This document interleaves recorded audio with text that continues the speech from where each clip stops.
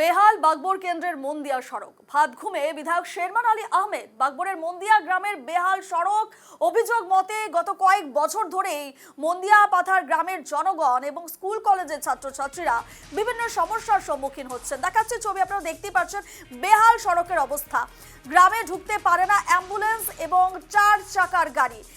অনেকবার মিথ্যে প্রতিশ্রুতি দিয়ে আসছিলেন বিধায়ক শেরমান আলী আহমেদ এবং তার মিথ্যে প্রতিশ্রুতির ফল ভোগ করতে হচ্ছে স্থানীয় জনগণের। দেখাচ্ছে সেই বেহাল সড়কের ছবি, দেখতেই পাচ্ছেন দিনের পর দিন এই বেহাল রাস্তা দিয়ে যাতায়াত করতে হচ্ছে বাগবরের মন্দিয়া গ্রামের বাসিন্দাদের এবং বারবারই প্রতিশ্রুতি দিয়ে আসছেন বিধায়ক শেরমান আলী এবং তিনি তার প্রতিশ্রুতি রক্ষা করতে বারবারই ব্যর্থ হয়েছেন। দেখাচ্ছে ছবি, দেখুন সেখানে অ্যাম্বুলেন্স পর্যন্ত ঢুকতে পারে না, যার জন্য সেখানকার রোগী থেকে শুরু করে প্রত্যেকে ভুক্তভোগী এবং পাশাপাশি যারা বয়স্ক মানুষজন রয়েছেন, স্কুল কলেজের ছাত্রছাত্রীরা রয়েছেন এবং একাধিক যে সমস্যা রয়েছে এই এলাকার, তার একমাত্র কারণ হচ্ছে কিন্তু এই বেহাল সড়ক। দেখতেই পাচ্ছেন সড়কের অবস্থা, এটি সড়ক না চাষের জমি বোঝায় দায়। দেখতেই পাচ্ছেন সড়ক, বেহাল সড়কের অবস্থা। এখন শুকনোর সময়, তবে বৃষ্টির সময় এই রাস্তার অবস্থা আরো বেহাল হয়, জল কাদায় ভরে ওঠে এই সড়ক। এ নিয়ে আমাদের প্রতিনিধি শাহিদ তাহসিনের এক প্রতিবেদন দেখুন। আমি এই মুহূর্তে উপস্থিত রয়েছি বাগবর সমষ্টি এলাকার মন্দিয়া পাথার গ্রামে।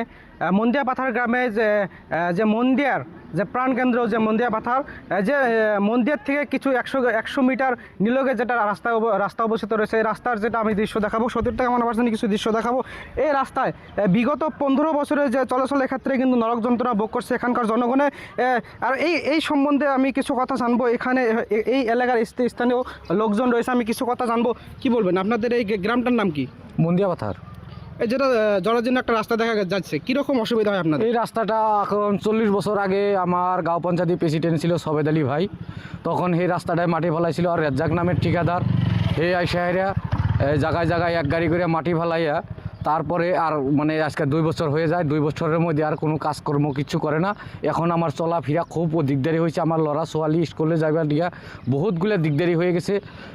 এরকম করে ধুলা বালুর মধ্যে যাইতে গেলে পরে মানুষের জামা কাপড় পিন্ধা বা ছাত্রছাত্রীগুলো যদিও জামা কাপড় পিন্ধা লড়া ছোয়ালিগুলো স্কুলে যায়, কিন্তু সেই জামা কাপড়গুলো এই স্কুলে যাওয়ার আগেই বাড়িতে এসে ধোয়া লাগে। এত লেত্রা হয়ে যায়, এত হয়ে যায়, এত ধুলা বালু। গাড়ি ঘোড়া অ্যাম্বুলেন্স চলাচলের ক্ষেত্রে না, অ্যাম্বুলেন্স তো আমার এই জায়গায় ঢুকেই না, এরকম হয়ে গেছে গা। ফোন করলে 2 ঘন্টা, 2.5 ঘন্টা, 3 ঘন্টা, 5 ঘন্টা লাগিয়ে জায়গা, তারপরেও তো আমার এই জায়গায় ঢুকেই না। এই যে রাস্তাটা দেখেন না, এরকম একবারে পুরা একদম কোনো জায়গায় স্কুল আছে, আমার অল্প আইগিয়া স্কুল আছে, এলপি স্কুল, ওই দিক দিয়েও মানে চ্যাংরাগুলা বা লড়া ছোয়ালিগুলা ওগুলা। সমষ্টির নাম কি? সমষ্টি আপনার? আমার মন্দিয়া সমষ্টি পড়ছে, আগে ছিল বাগবর সমষ্টি। আমাদের বিধায়ককে?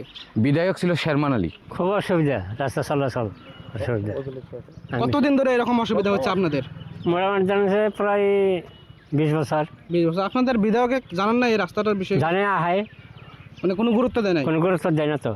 আমার রাস্তা লাগে, এটা পাকা রাস্তা স্কিম বলে শুনছি আমি। ওই যেটা রেজ্জাক নামের ঠিকাদার, উনি জায়গায় জায়গায় মাটি ফেলাইছে, উনি কইছে পাকা রাস্তাটা হইব, কিন্তু এখনও তো কোনো পাকার কাজকর্ম করে নাই। সরকারকে কি আহ্বান জানাবেন? সরকারকে আমার এই রাস্তাটা পাকা লাগে। নিশ্চিত। দেখেন একটাই কথা কিন্তু আমরা কিন্তু দেখতে পাচ্ছি যে বিধায়ক হোক বা ঠিকাদার হোক, তেনারা কিন্তু অনেক কিন্তু দুর্নীতি করেছে। এই সম্বন্ধে এই এলাকার লোকজনে এখন সরকারের পাশে মানে সরকারের কাছে একটা আবেদন জানাচ্ছে, এই রাস্তার কামটা অতি শীঘ্রই হতে লাগে।